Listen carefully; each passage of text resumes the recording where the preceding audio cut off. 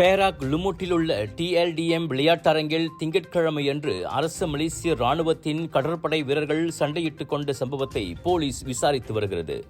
திங்கட்கிழமை இரவு 7:15 மணி வாக்கில் ஏற்பட்ட அச்சண்டையில் கும்பலாக சரமாரியாக தாக்கப்பட்டதில் 26 வயது வீரர் காயமடைந்தார். MKPL மற்றும் பாஸ்கால் அணிகளுக்கு இடையிலான ஆட்டத்தின் போது அந்நபர் தாக்கப்பட்டதாக மஞ்சோங் மாவட்ட போலீஸ் தலைவர் assistant commissioner Mohamed Nordin Abdullah கூறினார்.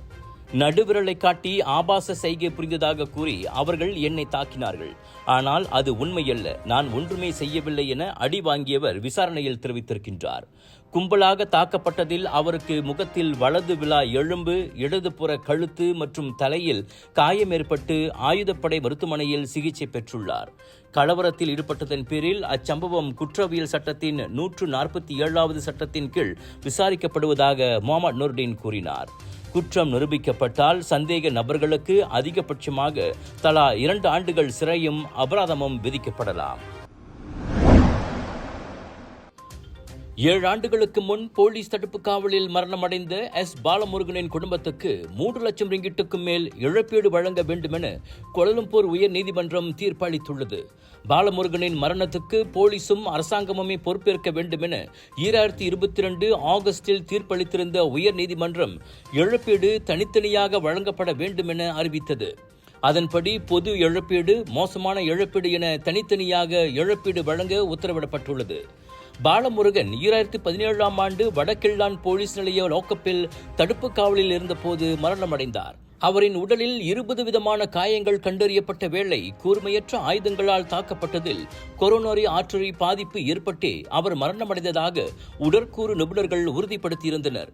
இதையடுத்து அவரின் கைது செல்லாது, கவனக்குறைவாக செயல்பட்டது, அடித்து துன்புறுத்தியது உள்ளிட்ட காரணங்களை முன்வைத்து அவரின் குடும்பத்தினர் 2020இல் வழக்கு தொடுத்திருந்தனர். 4 போலீஸ் அதிகாரிகள், தேசிய போலீஸ் படை தலைவர் மற்றும் மலேசிய அரசாங்கம் பிரதிவாதிகளாக அதில் பெயர் குறிப்பிடப்பட்டிருந்தனர்.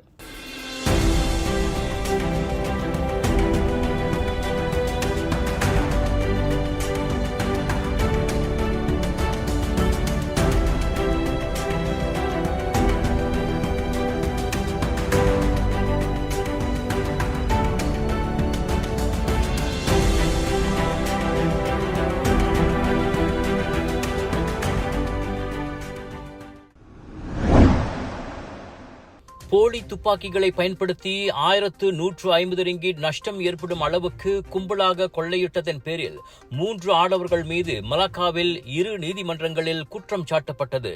எனினும் ஒரு முன்னாள் போலீசான 33 வயது முகமது ஃபிர்டவுஸ் முகமது நூர், 38 வயது வேலையில்லாத ஆடவர் அப்துல் ஹையர் ஃபிர்டவுஸ் அப்துல் மாலிக், 36 வயது திட்டவரை கலைஞர் முகமது கைரி முகமது நூர் ஆகிய மூவரும் குற்றச்சாட்டுக்களை மறுத்து விசாரணை கோரினர். இம்மாத தொடக்கத்தில் மலாக்காவில் வெவ்வேறு இடங்களில் போலி துப்பாக்கிகளுடன் கொள்ளையிட்டதாக அவர்கள் குற்றம் சாட்டப்பட்டனர். குற்றம் நிரூபிக்கப்பட்டால் அவர்களுக்கு அதிகபட்சமாக 20 ஆண்டுகள் சிறையும் பிரம்படியும் விதிக்கப்படலாம். அனைத்து குற்றச்சாட்டுகளும் ஜூலை 9ஆம் தேதி மறு செவிமடுப்பிற்கு வரும் என அறிவிக்கப்பட்டுள்ளது.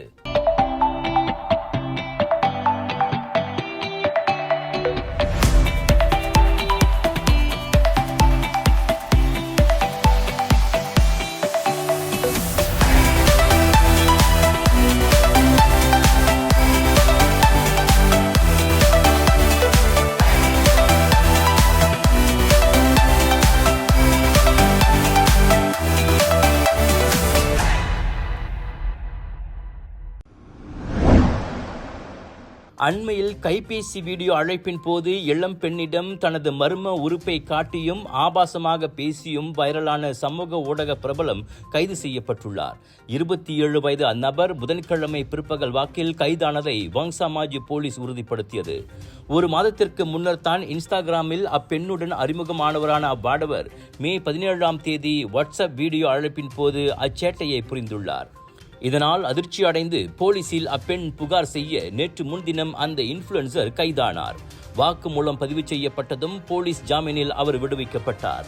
பாதிக்கப்பட்ட பெண்ணும் சந்தேக நபரும் ஏற்கனவே சந்தித்து பேசியிருப்பதும் தொடக்க கட்ட விசாரணையில் தெரிய வந்துள்ளது.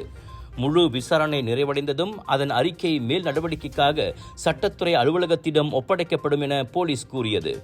முன்பின் தெரியாதவர்களுடன் சமூக ஊடகங்களில் அறிமுகமாகும் போது சற்று கவனமாகவே இருக்குமாறும் பொதுமக்களை போலீஸ் கேட்டுக் கொண்டுள்ளது. சுவாச பிரச்சனை, சளி, இருமலுக்கு உகந்த தீர்வு சைலஜா பேபி ஹெர்பல் கிரீம். துளசி, கரிஞ்சீரகம், கிராம்பு போன்ற மூலிகைகளால் கொண்டு தயாரிக்கப்பட்டுள்ள சைலஜா பேபி ஹெர்பல் கிரீம் உங்கள் குழந்தைக்கு சிறந்த தேர்வு. அமெரிக்கா அலாஸ்கா நகரின் டினாலி மலையில் மோசமான வானிலையால் சிக்கிக்கொண்ட 3 மலேசிய மலையேறிகளில் 2 இன்னமும் மீட்பு குழுவினருக்காக காத்திருக்கின்றனர். ஒருவர் ஒரு வழியாக கீழே இறங்கி வந்து ஹெலிகாப்டரால் மீட்கப்பட, மீதி 2 5990 மீட்டர் உயரத்தில் தேடல் மீட்பு குழுவினரின் உதவிக்காக காத்திருக்கின்றனர். அவர்களில் ஒருவருக்கு காலில் காயம் ஏற்பட்டிருப்பதாக தெரிகிறது. 3 அனுபவமிக்க மலையேறிகள் ஆவர். 2013 எவரெஸ்ட் மலையேறிய முகமது இலாஹாம் இஷாக் மற்றும் ஜைனுடின் லாட், தொழில் முறையிலான மலையேறி ஜுல்கிஃப்லி யூசுப் ஆகியோரே அவர்கள் ஆவர். உலகின் மிக உயரமான 7 மலைகளில் ஒன்றான டினாலியின் சிகரத்தை வெற்றிகரமாக தொட்ட அம்மூவரும் மோசமான வானிலையால் இறங்கும்போது சிரமத்தை எதிர்நோக்கியிருக்கின்றனர். இதையடுத்தே துணைக்கோள தொடர்பு சாதனங்களின் உதவியுடன் செவ்வாயன்று அவர்கள் அவசர அழைப்பையும் சமிக்ஞையும் அனுப்பினர்.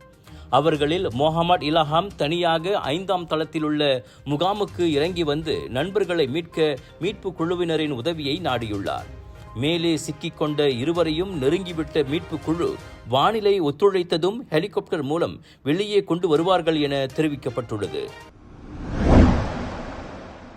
போலியாக வர்த்தக ஆவணங்களை தயாரித்த வழக்கில் அமெரிக்க முன்னாள் அதிபர் டொனால்ட் ட்ரம்ப் குற்றவாளியே என நீதிமன்றம் அதிரடியாக தீர்ப்பளித்துள்ளது. ட்ரம்ப் மீதான அனைத்து 34 குற்றச்சாட்டுகளும் சந்தேகத்திற்கு இடமின்றி நிரூபிக்கப்பட்டதாக 12 பேர் கொண்ட நீதிபதிகள் குழு அறிவித்தது. 2 நாட்களாக விவாதித்து ஏகமனதாக தீர்ப்பை அக்குழு வழங்கியிருப்பது ட்ரம்பையும் அவரின் ஆதரவாளர்களையும் அதிர்ச்சியில் ஆழ்த்தியுள்ளது. இத்தீர்ப்பு மிகவும் அவமானகரமான ஒன்று என கூறி நீதிபதிகளை ட்ரம்ப் கடுமையாக சாடியுள்ளார். ஆபாச நடிகை ஒருவருடன் தொடர்பு வைத்திருந்ததை மறைப்பதற்காக 2016 அதிபர் தேர்தலுக்கு முன் அவருக்கு பெரும் பணத்தை வாரி இறைத்த விவரங்கள் தொடர்பில் ட்ரம்ப் மீது அந்த போலி ஆவணங்கள் வழக்கு தொடரப்பட்டது. ஜூலை 11ஆம் தேதி அவருக்கான தண்டனை அறிவிக்கப்படவிருக்கிறது. மீண்டும் அதிபர் மாளிகைக்குள் நுழையும் கனவில் இருக்கும் ட்ரம்ப் இன்றைய தீர்ப்பை அடுத்து சிறைவாசம் அல்லது அபராதம் விதிக்கப்படும் அபாயத்தை நோக்கியுள்ளார். எனினும் அபராதம் விதிக்கப்படவே அதிகம் வாய்ப்பு இருப்பதாக அரசியலமைப்பு வல்லுநர்கள் கூறுகின்றனர்.